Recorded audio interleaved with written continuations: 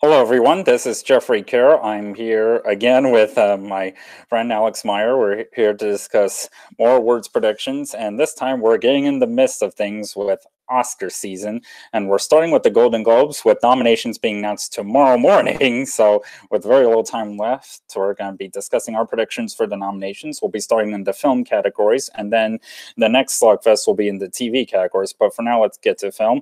In fact, before we do, I want to introduce something new.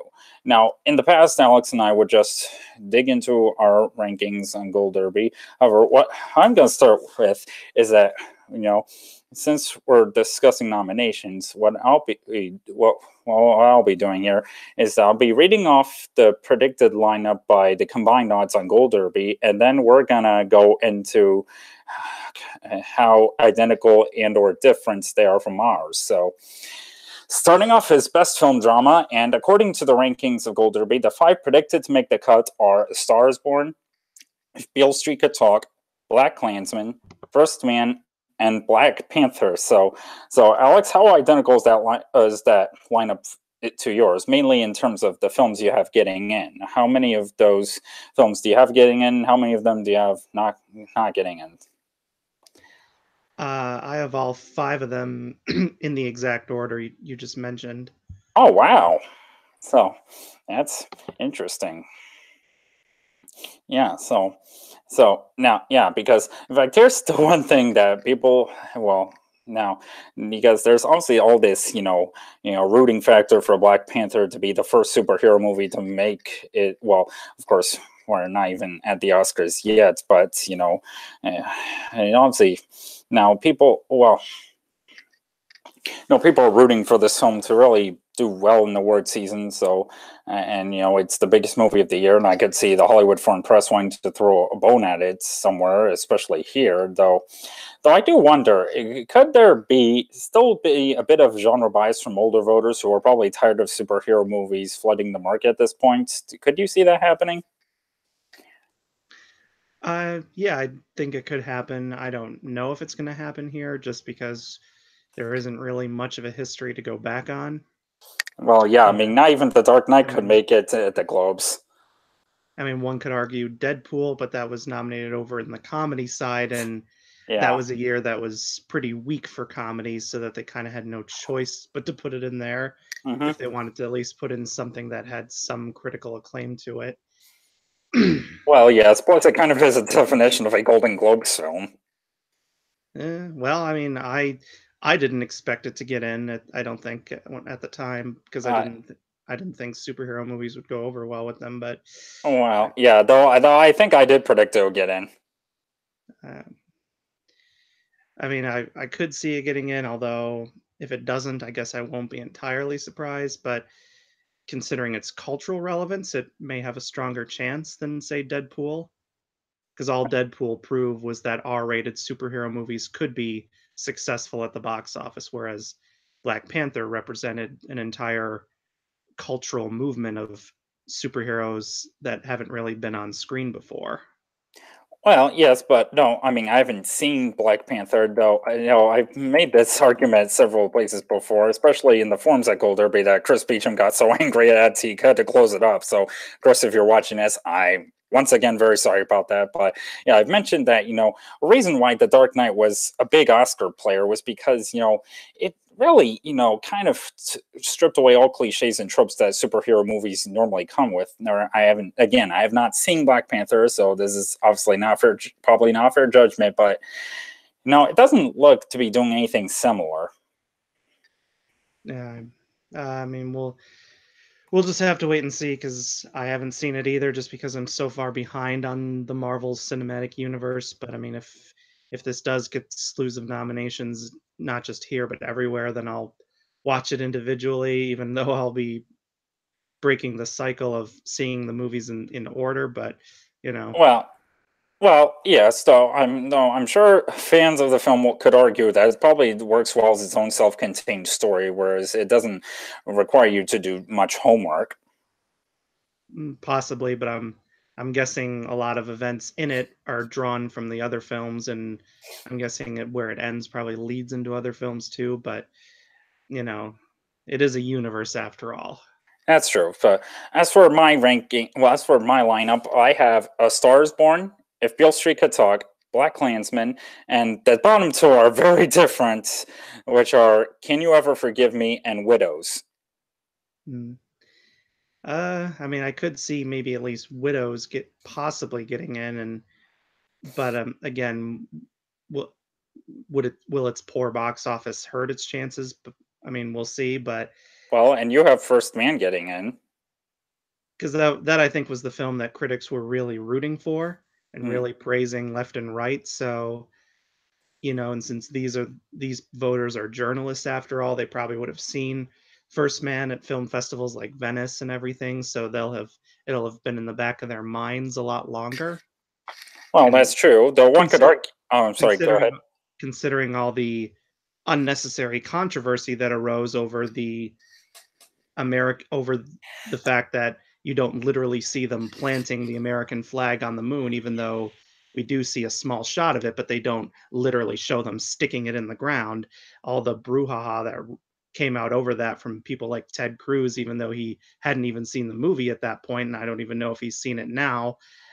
I think it just scared a lot of people off. And plus, there were some people complaining, ooh, this movie's not a thriller like Apollo 13 or Gravity.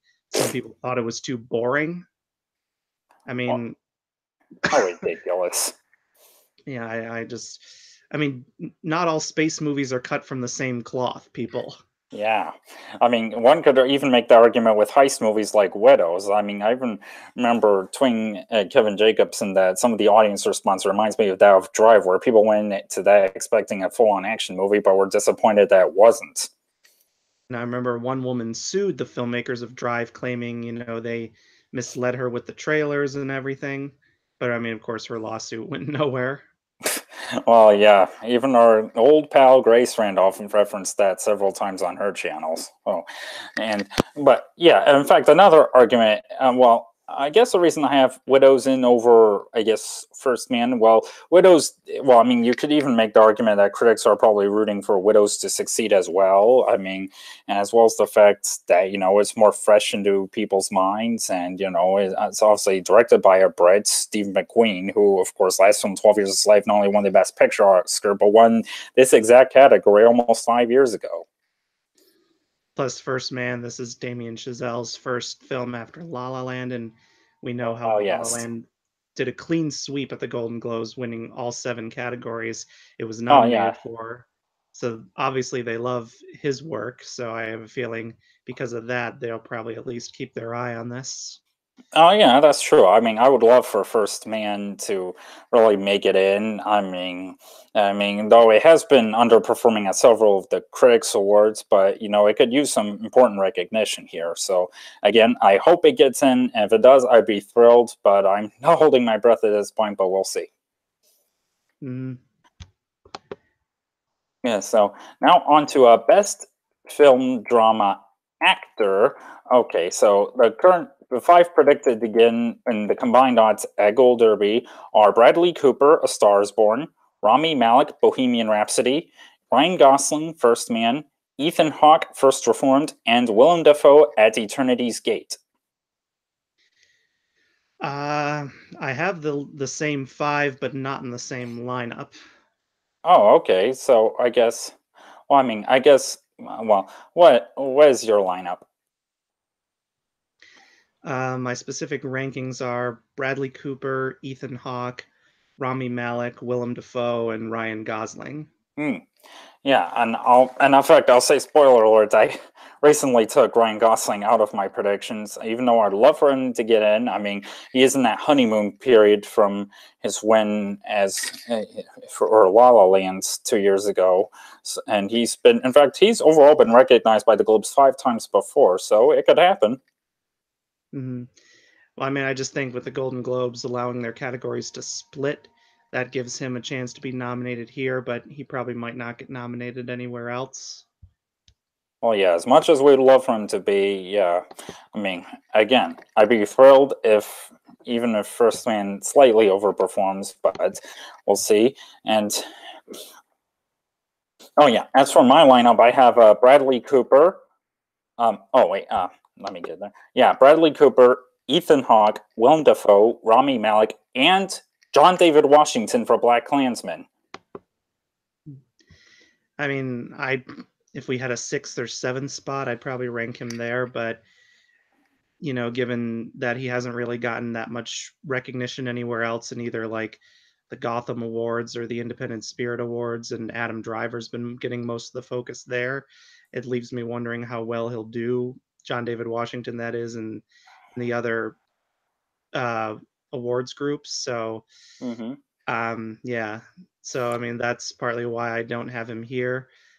Um, Well, well, yes, that's why I do have him ranked at the bottom. But then again, he is the son of Denzel Washington, and we know anything. The Hollywood Foreign Press loves to recognize childs of Hollywood.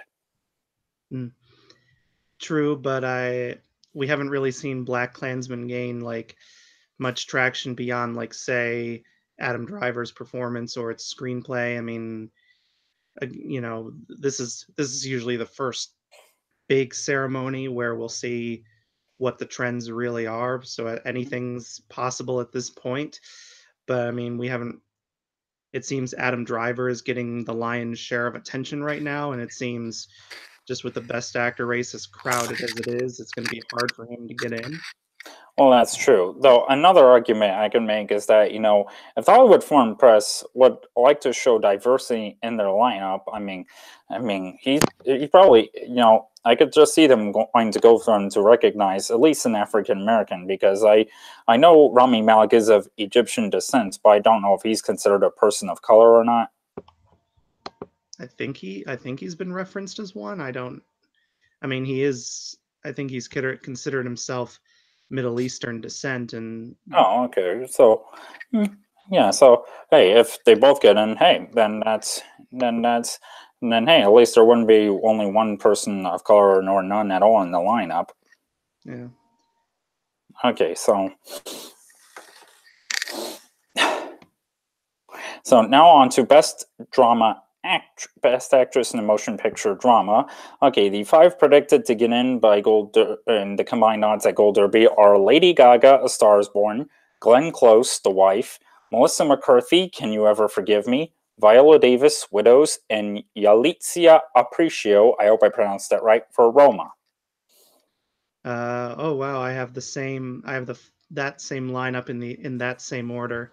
Wow, yeah, yeah. So yeah, I believe, yeah, I have those same five getting in. Although, I mean,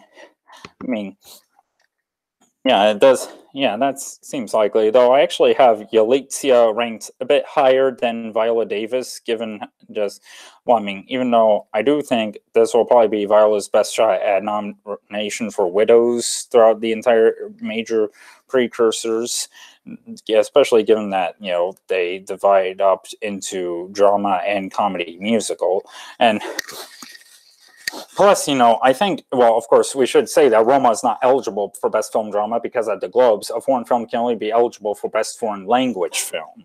But, every other category it can at least compete in, like this one. And, plus, given the foreign nature of Yalitza, coupled with, plus her narrative of how she wasn't even a professional actress before getting the film, I could see those factors probably helping her. Plus, it could also, be a sign of how strong of a contender Roma could end up being. True. Um, but I guess I have Viola Davis ranked a little higher because the Golden Globe voters know who she is, because That's true. she's already won two awards for How to Get Away with Murder and Fences, and Right. then again with Yalitza Aparicio, she's a brand new performer. No one's ever seen her before, and we don't even know how many Golden Globe voters have seen Roma at this point. I'm sure they've had to have at least gotten screeners of it if they haven't seen it at film festivals or whatever. And given that, because Roma did win the top prize at Venice after all, Yes, it did. and and with performers in their very first film ever, it's always touch and go of whether or not they can get awards recognition. Quite a number of them have, but when it's always tricky for them to get nominated at the very beginning because since they have no prior history to go back on, we don't really know how voters are going to respond to them. So, and just because Roma is not as well known to the general public, I think that might make it a little harder to get in because the Golden Globes, more than any other award show, they kind of, but not always, tend to skew towards the more popular movies, at least ones that have made more at the box office. So, hold on, I'll be right back. My dog is going crazy downstairs. I just got to get him a bone to quiet him down. Okay. So as he's gone until further notice, I'll do the best I can to stall until he gets back. But yeah, I mean, I can definitely understand what he's talking about. Though in any case, he and I at least both have the same five individually getting in.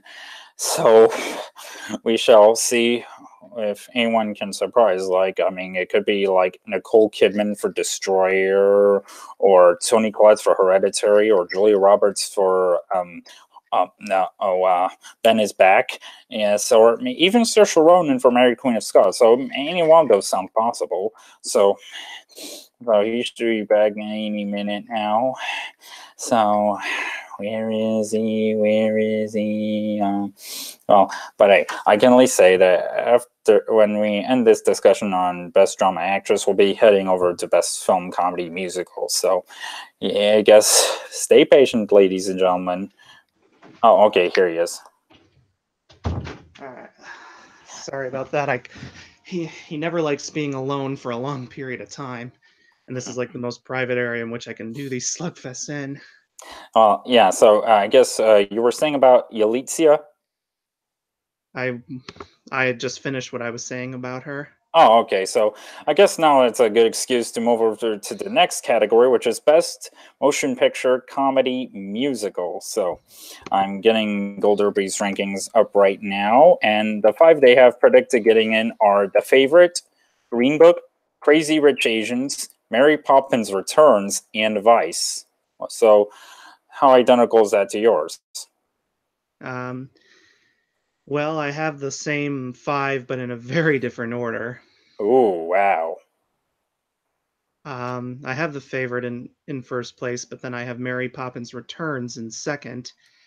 You know, given the early word of mouth I've been hearing, this it looks like this film could be a major hit of the holiday season and be like nostalgia done in the right way because we've seen a lot of sequels made to long beloved classic films, and a lot of the time they don't usually turn out very good, but this one might be the rare one that is. Well, But yeah, although the embargo is still on for that, so no critic has posted the review yet. no, but I haven't really heard too many word negative reactions from like Twitter feeds or anything like that from the critics who have seen it. So, and then I have Green Book in third, Vice in fourth, and then Crazy Rich Asians in fifth. Okay, okay, this is actually first of my bold predictions here, and you'll see why in a minute. And in fact, that's literally where I have my super bet. But the lineup I have are The Favorite, Green Book, Vice, Crazy Rich Asians, and Eighth Grade. That's right. I do not have Mary Poppins Returns getting in, which I know you probably think I'm crazy for doing so, but I mean, I can definitely see it getting in. I don't think it's impossible. I mean, Rob Marshall's previous movie musicals have been recognized here in the past, especially Nine, despite that film's disappointing reception. I did have eighth grade in originally, but then I took it out and put in Crazy Rich Asians just because with its huge box office haul and its statement about diversity and how this is the first major studio film with a predominantly Asian cast in 25 years, I don't see how at least the Golden Globes won't recognize it in at least a top category because it's probably not going to get a Best Picture nomination at the Oscars just because many critics, while they liked it, they also said it wasn't necessarily the most revolutionary romantic comedy either because there were a lot of predictable plot elements to it. Like I've seen it myself, and it's a good film, but it draws very heavily from some other films, kind of to the point where it's almost like a remake of those films. Like it borrows very heavily from both My Big Fat Greek Wedding and The Great Gatsby. Hmm. Well, yes, yes, I too agree with you. I don't think it's gonna get a Best Picture nomination, though. I will say, spoiler alert, I do have it getting in at SAG for ensemble. So, Well, I yeah, mean, I mean, it is a well, yeah, I mean, I do have that too when we get there, yes. but like this is the it seems like it's meant to be a Golden Globes type film more than anything. Mm-hmm. Oh, yes.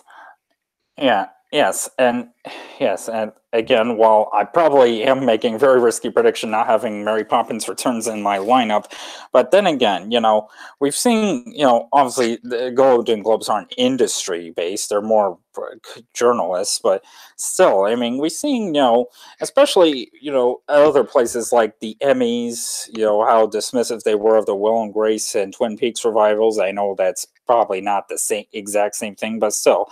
I do wonder if some HFPA members. Well, again, I still it could still definitely get in. I'm just wonder if they may have a feeling, yeah, been there, done that with the property.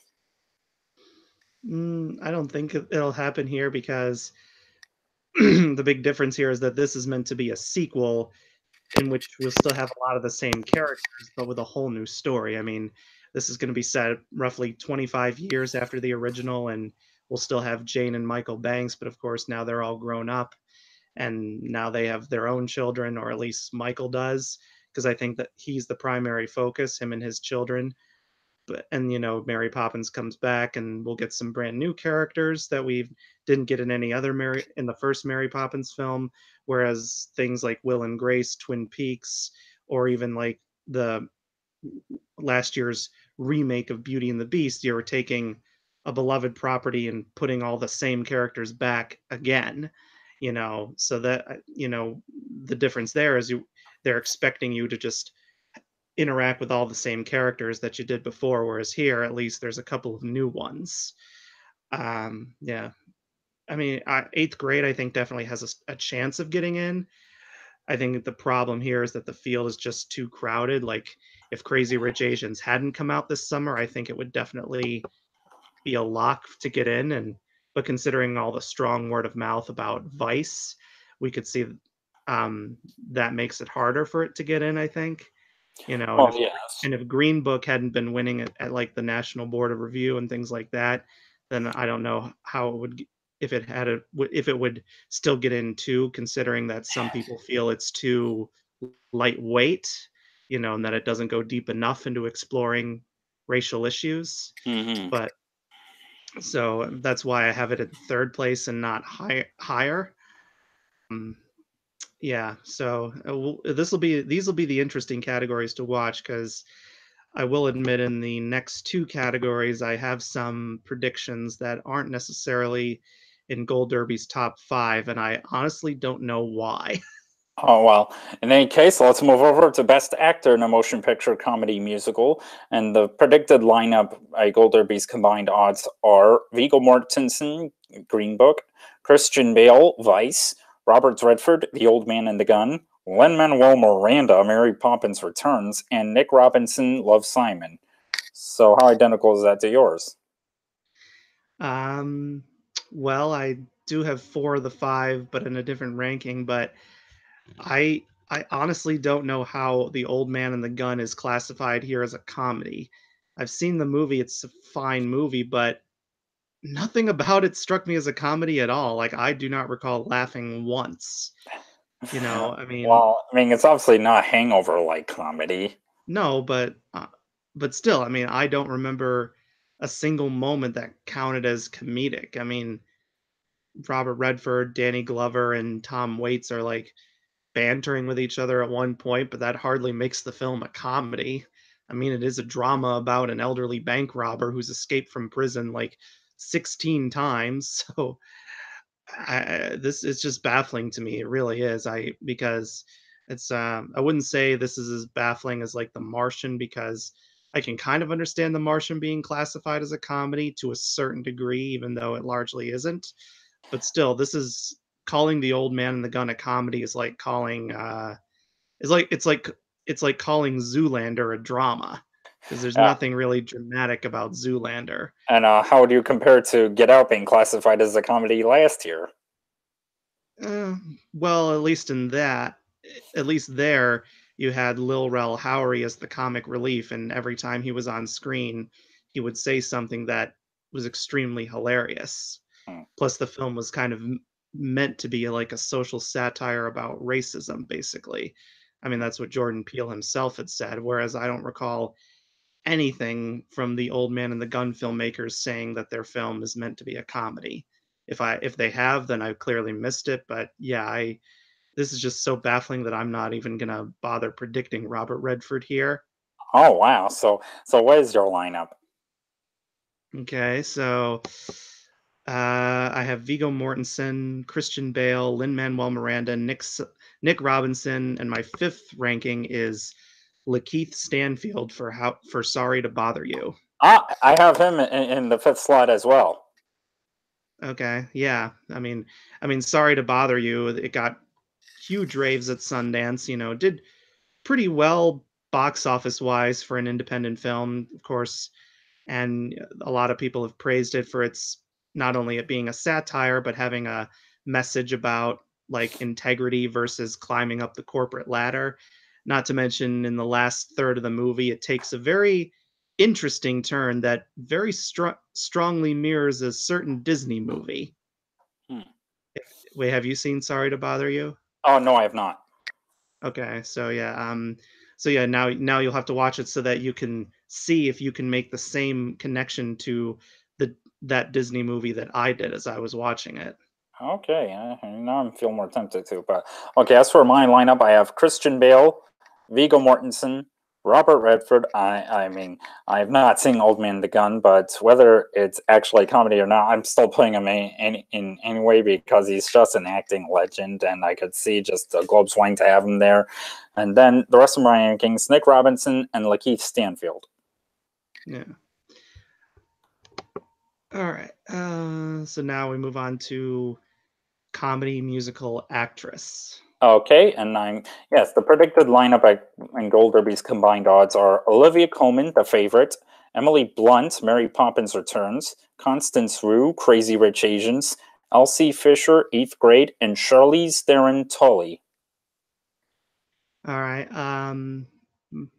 I have an I have the top four in a slightly different lineup, and then I have someone not in Gold Derby's odds, but I think she'll get the nomination just because of how much praise her performance got. And so my lineup is Olivia Colman, Emily Blunt, Elsie Fisher, Constance Wu, and then my fifth place slot is Lily James for Mamma Mia, Here We Go Again. I actually have her getting in my fifth slot as well. Yeah.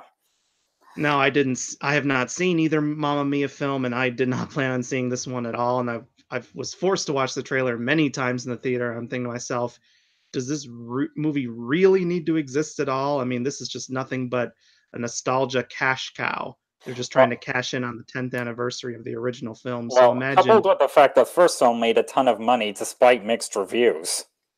so imagine my surprise when this film's Rotten Tomato score is like 25% higher than the original, which is like which is gobsmacking to me, considering that there wasn't really a need for this movie to exist at all. Yeah.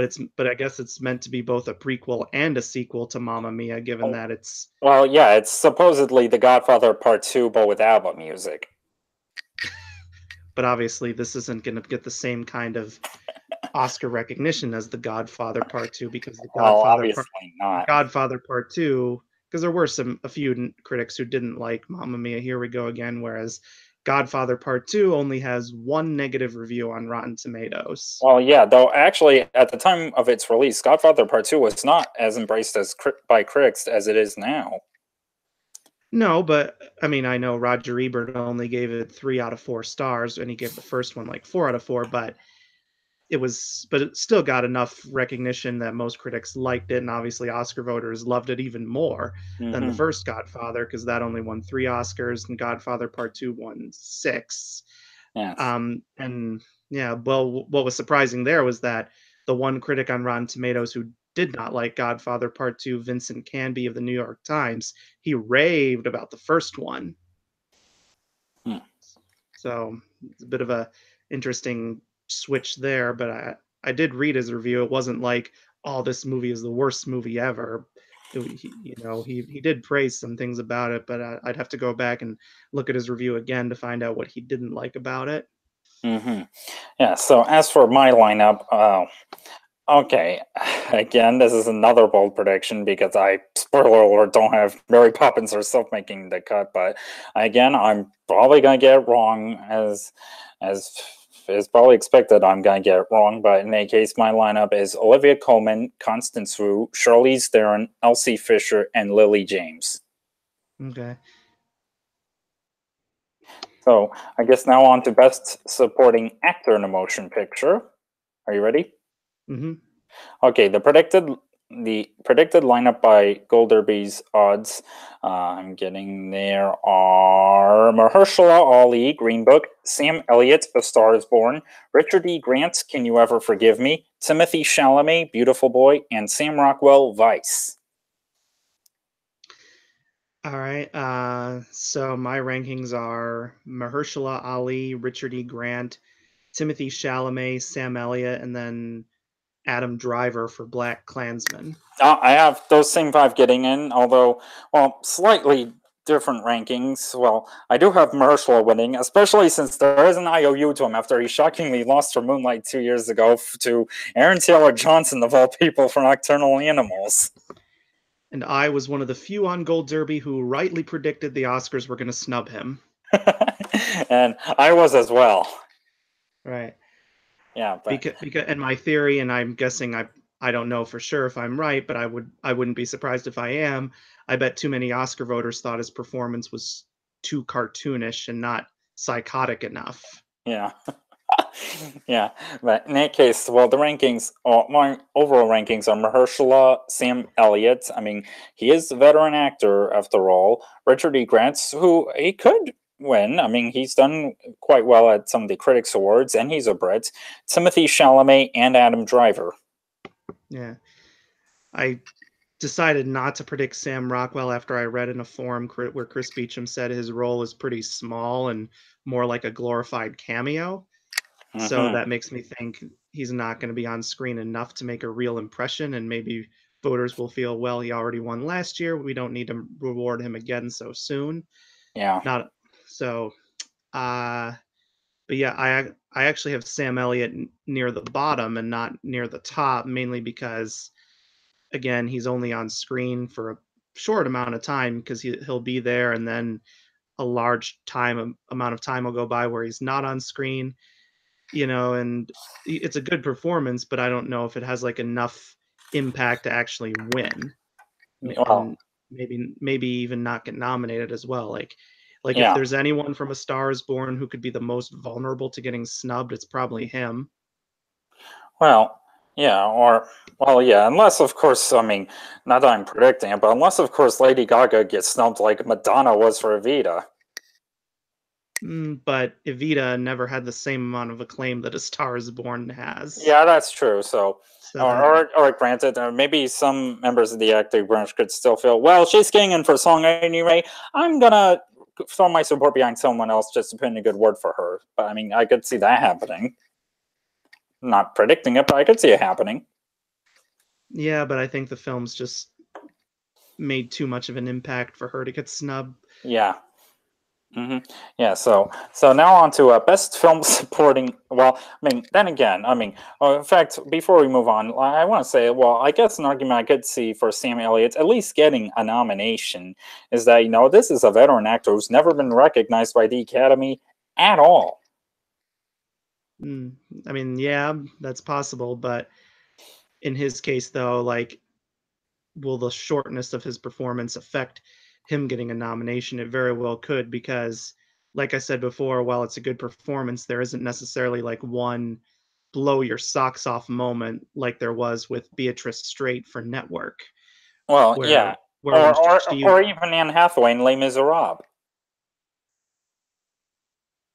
true. Yeah, so I mean, like in both those cases, both actresses had like this one dynamite moment where they really stood out, even if it was just for that very brief moment, with like Mhm. Beatrice Straight confronting her husband William Holden about him cheating on her, and she's, the whole "was I not a good enough wife for you" speech that we see so many women give in movies like that. Or in case with Anne Hathaway, I mean, we already knew what that big moment was going to be with her singing "I Dreamed a Dream" in the trailer, but then Yeah. once we finally saw the full thing, it was like, wow. Hmm. Yeah. Plus, So we saw her transform so quickly on screen from yeah, getting fifth. her head shaved and just, Uh-huh. being forced to live with all those prostitutes and Yeah. everything. Hmm. Whereas with him, with Sam Elliott, we don't really see him undergo a transformation Yeah, that's true. necessarily. We just Hmm. see him trying to bail Bradley Cooper out of trouble. Hmm. Yeah, so I guess now on to Best Film Supporting Actress. The predicted lineup by all members of Gold Derby are Regina King, If Beale Street Could Talk, Amy Adams, Vice, Emma Stone, The Favorite, Rachel Weisz, The Favorite, and Claire Foy, First Man. So, how identical is that to your lineup? That's the exact lineup I have. I kept flip flopping in fifth place between Claire Foy and Michelle Yeoh for Crazy Rich Asians, but I ultimately settled on Claire Foy just because, even though there are large gaps where she doesn't appear on screen, she finally has like that big awards moment when she asks her husband to tell their sons that he might not be coming back from the moon when, and she's like, "I'm not going to do it, you do it." Well, yeah, which kind of fits in what we were just talking about with Beatrice and Annie Hathaway. Hmm. Although we could possibly see Michelle Yeoh ride the wave for Crazy Rich Asians, and she does have like that scene where she tells Constance Wu that she'll never be good enough for her son because she's an American and she's not rich like her family. Uh-huh. Yes, and I guess another reason to keep Claire Foy in there was that she is just fresh off of winning the Emmy for her final season on The Crown, so she still has plenty of industry clout. Plus, people who one of the many things praises that film received was how her character was beyond your standard wife role in a movie like this. Well, I mean, in many ways, she was kind of like your standard astronaut's wife, but we do see her struggle. Unlike other movies, we do really see her struggle with the pain of her husband being gone for so long and her pretty much more or less having to be a single mother, even though she's technically married, not knowing if her husband's going to be coming back. And we see her befriend other astronauts' wives and they bond through their experience of going through this together. And we see her, as well as Neil Armstrong, having to deal with the death of their daughter from cancer. So yeah, I mean, she does play like a whole gamut of emotions, kind of very similar to Kathleen Quinlan as And Marilyn Apollo Lovell in 13. Apollo 13, and Kathleen Quinlan got an Oscar nomination for that film. Yes, she did. Yeah. So I mean, so if voters who loved Apollo 13 and personally nominated Kathleen Quinlan on their ballot, see this movie and find similarities in that in Claire Foy's performance, I could definitely see them nominating her at the Oscars as well, provided how well she does here and at all the other awards ceremonies. Because I think ultimately I think the top four slots are pretty much going to be Regina King, Amy Adams, Emma Stone, Rachel Weisz, and everywhere. But I think that fifth slot, it's going to be like a tight three-way battle between Claire Foy, Michelle Yeoh, and and obviously it can't happen at the Golden Globes because they've Oh, classified her as lead yeah, is that's Natalie Natalie Portman. Portman for Vox Lux, Yeah, but she's being campaigned supporting everywhere else. So yeah. yeah. It's kind of similar to how Rooney Mara was nominated as lead at the Globes for Carol, along with Alicia Vikander for The Danish Girl, even though they were campaigning as supporting everywhere else. Well, almost everywhere else, because in Vikander's case, Well, I she think was. I think Alicia Vikander did campaign as supporting at the Golden Globes for Danish Girl. I'm pretty sure I remember her in the supporting category. Well, I know she was also nominated as lead for the Danish Girl at BAFTA because everywhere she was not nominated as supporting for the Danish Girl, Kate Winslet won for Steve Jobs. Yeah. Well, I think she did beat out Alicia Vikander at the Globes. Kate Winslet, although Well, that's for that. Ex Machina. Oh right. Well, yeah, because there was always the big battle of where is she the more supporting. Yeah. Um. Well, actually, we should go on to the next Which category. is Best Director. So the predicted lineup by Gold Derby are Alfonso Cuarón, Roma, Bradley Cooper, Stars Born, Yorgos Lanthimos, The Favorite, Spike Lee, Black Klansman, and Damien Chazelle, First Man. All right, hold on. Let me silence my phone there. Okay. Sorry about that. Okay, so what's your lineup? How identical is it? Uh, Close, but I have a slightly different. Uh, I have one Ranking? contender in here that wasn't mentioned. I have Bradley Cooper, Alfonso Cuarón, Yorgos Lanthimos, and in fourth place, I actually have Barry Jenkins for If Beale Street Could Talk, and then I have Damien Chazelle rounding out the category. Oh, how come you don't have Spike Lee getting in? Well, it was a tough call to make, but I picked Barry Jenkins just because he's still riding the post Moonlight wave, And which I and plus the Hollywood Foreign Press does own him a globe because while Moonlight won Best Drama, its only Golden Globe win was Best Drama 2 years ago. Well, and Barry accepted the award. Well, he did not receive one because I mean, maybe he received one. I know he was not a producer on Moonlight, so he is on Beale Street, and they probably do owe him a win for writing and or directing. yeah, and then Damien Chazelle, I have him in last place because I think with all the technical elements that went in with First Man, they'll want to honor that. You know, I mean, but Spike Lee certainly has a chance of getting in. I can't really think of who to take him out to replace him with, though. That's the big problem because I've Mm, kept trying to take someone out, but then I realized no, I can't really take them out because their their contribution really mattered. I mean, this is going to be an interesting category because if Spike Lee does get in, I don't know exactly who he'll bump out. It probably will be either Barry Jenkins or Damien Chazelle because I don't foresee the top three getting snubbed in any way. And if one of them does, that'll probably be a big shocker. But yeah, yeah.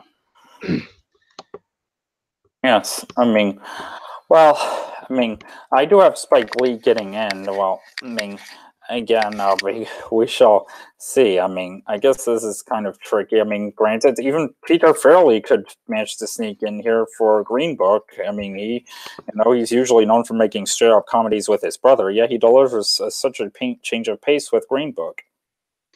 but then the problem is, will his record of those past comedies hurt his chances here? Just because Golden Globe voters and voters everywhere else might be like, re- like nominate the guy who directed Dumb and Dumber? I don't think so. Well, yeah, I mean, that's true. I mean, they even snubbed Adam McKay for directing a few years ago for The Big Short because really, work that guy who made Anchorman's got an Oscar contender. Give me a break. Well. Now he's looks like he'll have one again with Vice, so maybe now he's permanently moving in a new direction. Yeah, yeah. So as for my lineup, well, okay, man, this is kind of tough, but I have Alfonso Cuarón, Bradley Cooper, Yorgos Lanthimos, Spike Lee, and Barry Jenkins. I'm again, if Damien Chazelle gets in first man, I'd be thrilled, and I hope it happens. But I'm trying not to get my hopes up. So now on to a best screenplay. The predicted lineup, Gold Derby was The Favorite, Green Book, If Beale Street Could Talk, Black Klansman, and The Stars Born. All right. Well, my lineup is The Favorite, If Beale Street Could Talk, Black Klansman, A Star Is Born, and then my here's my really bold prediction: First Reformed. Ooh, I mean, First Reformed is definitely possible. Like, I mean, it's been doing quite well several of the Critics Awards, which I even wrote about. I know how its previous success could bode for the chances of Paul Schrader finally receiving his first Oscar nomination, and But he and for, does, but he does already have two Golden Globe nominations because the Globes indeed. nominated him for both Taxi Driver and Raging Bull. Yeah, both films directed by Martin Scorsese that went on to receive Oscar nominations for Best Picture. Yeah, he was not completely ignored for his contributions. Mm. Yes, and I almost at first I almost put in eighth grade in the last spot, and I think it could have a strong chance of getting in. And if it does get in, I'll be thrilled. But just because First Reform keeps popping up in these critics nominations, I think that gives it a boost. Hmm. Plus, with Ethan Hawke getting a lot more recognition for his performance, it's very hard to see performances and screenplays not get nominated together, basically. So. Hmm. Yes, though I do wonder because I did find that Paul Schrader made a bit of controversy for two reasons. One of them being his next film. He received the script and he says he wants to make this next movie with Kevin Spacey. Yeah, well, I'm guessing voting was probably already underway when he made those comments, and it's and it, and I guess in this case it'll be just regarded as comments because he obviously said, I'm guessing this movie's probably not going to happen because obviously Kevin Spacey has not been cast in anything since he fell from grace last year, so. Well, yeah, I mean, he was obviously cut from, House of Cards. He was cut from all the money in the world, and Netflix even shelved their Gore Vidal biographical film with him in the lead role. Well, they still did release Billionaire Boys Club, and it took in only a little over $600 its opening weekend. Yeah. And this is in it, even though it only came out in like 12 theaters, but still, even for 12 theaters, that is pathetic. Well, plus the film was just absolutely destroyed by critics too. Last time I checked, it was in like the early teens percentage wise on Rotten Tomatoes. Yeah. So, I mean, yeah, well, but I'm guessing these comments, hopefully they won't affect him too much because it's not like he said anything like racially offensive or offensive to women or the LGBT community. Because if he had made comments like those, then his awards chances would probably just die out immediately.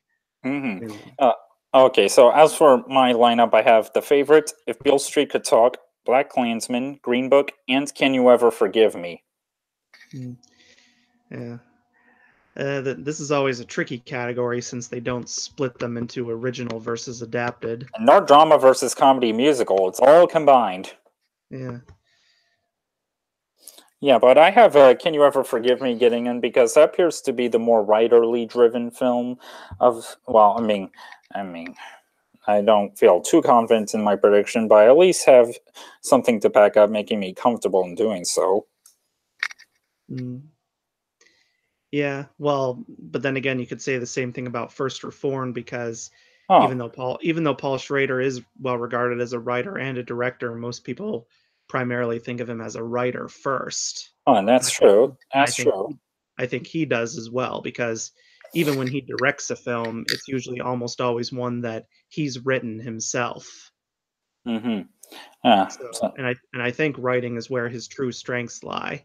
mm-hmm. Um, and given that First Reformed has managed to stay in the conversation despite getting released back in June, that's pretty impressive, I think, especially since now we're getting like more and more blockbusters, not just in the summer, but every part of the year. I mean, Well, yeah. In fact, that's another thing he made comments on is that he complains about how most audiences nowadays just aren't willing to take a chance on bold original films. They're more interested in those mindless blockbusters. mm, yeah, and Ethan Hawke kind of made similar comments, which got him in some hot water with remarks about Logan, where Ethan Hawke he basically said it's a good he said it's it's a good superhero movie, but it's not necessarily a great movie in general. And a lot of people were like, boo, how dare you not give a superhero movie the love it deserves? You're just a pretentious art house snob. Which it should be interesting to see if, if how many people, especially, I guess to my point about how, I guess many older voters who probably are tired of superhero movies flooding the market will sympathize with him. hmm Plus, Yes. this film, plus this film dares to show a priest struggling with his faith, and when you see something like that, it tends to gain attention. Hmm. Okay, so now on to the final category on the film side, which is Best Animated Feature. The predicted lineup by Gold Derby's collective odds are Incredibles 2, Isle of Dogs, Ralph Breaks the Internet, Spider-Man Into the Spider-Verse, and The Grinch. I have the same top four, but I ultimately put in Smallfoot in fifth place just because The Grinch, yeah, it's made a ton of money at the box office, but its critical reception, while not as bad as I feared, it's just been meh overall. And Yeah. Smallfoot, while critics have admitted it's not the most original film out there and that it is pretty cliched and predictable at times, it did overall get better reception than The Grinch. And a lot of these films that come out in like the early fall and are meant to be kind of the more crowd pleasing and not necessarily serious artistic animated films, like say the Hotel Transylvania movies, they tend to get recognized more by the Golden Globes and not necessarily anywhere else. Well, Because yeah. I mean, because they even small. Oh, I'm sorry. I just want to say, even the Hollywood Foreign Press recognized Cars 2 with a nomination several years ago. Mhm.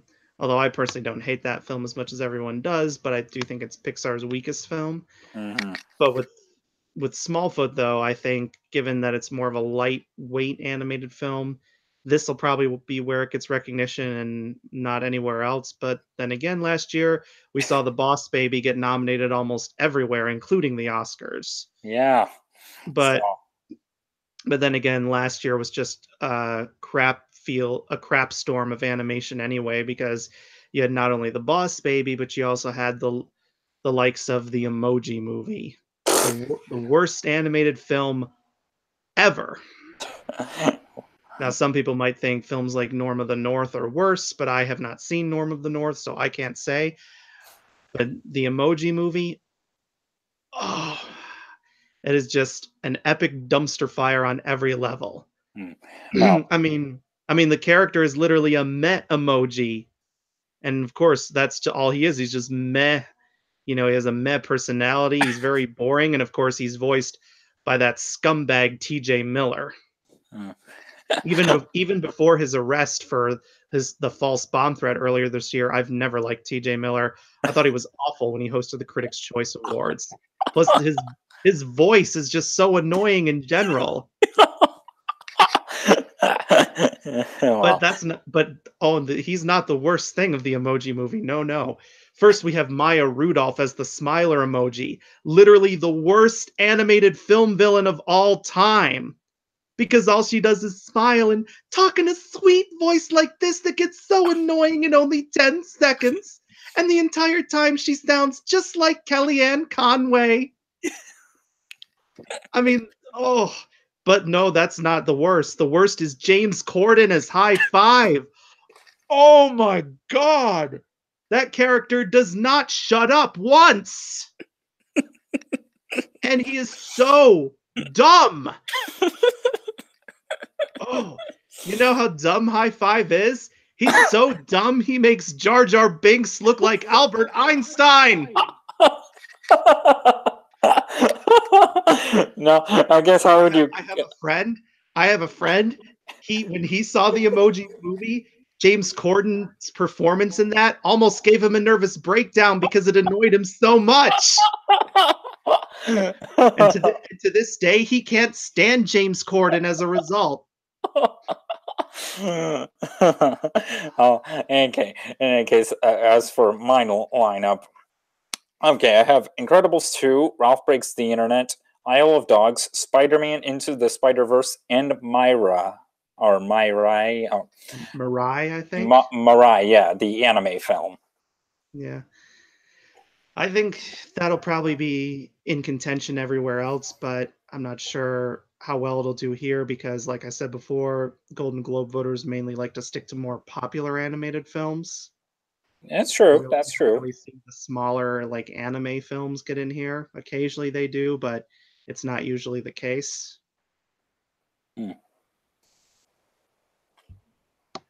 All right. Well, in case I should say I have Rough Breaks the Internet slightly higher than Isle of Dogs, even though Wes Anderson did pull and upset the Globes several years ago when the Grand Budapest Hotel won comedy musical over Birdman. Well, there is an IOU to, I guess, the Wreck-It Ralph property because the first film people thought was robbed. People thought it should have won over Brave. Hmm. Well, I mean, I don't necessarily have anything against Brave winning. I mean, but I mean, like to me, I don't really. It didn't really matter to me either way, I guess, because I. But I think Isle of Dogs will probably have a slightly better chance just because it's a stop motion animated film. It's full of celebrities. I mean, it's got like one of the biggest star-studded casts you could get, or at least maybe not every celebrity in it is like super popular, but at least in like for a cinephile, this is like the best dream cast you could get, I guess you could say. Well, yeah. Plus, it does have its Asian culture. True, but I don't think it'll win though because there's been some criticisms of whether of the Japanese being depicted too much with stereotypes because they don't display the Japanese dialogue with subtitles. So we see them speak Japanese and you can kind of understand what they're saying just based on the situation, but we don't see the English translation of what they're saying.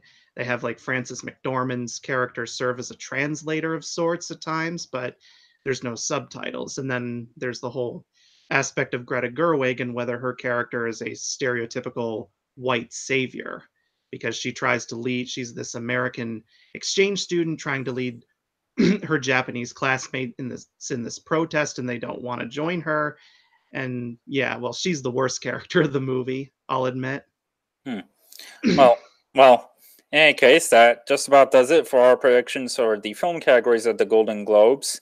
And so again, to anyone watching who needs help with their predictions, well, hopefully we did best we can. And now Alex and I are about to end this broadcast, and we'll be heading over to the TV categories momentarily.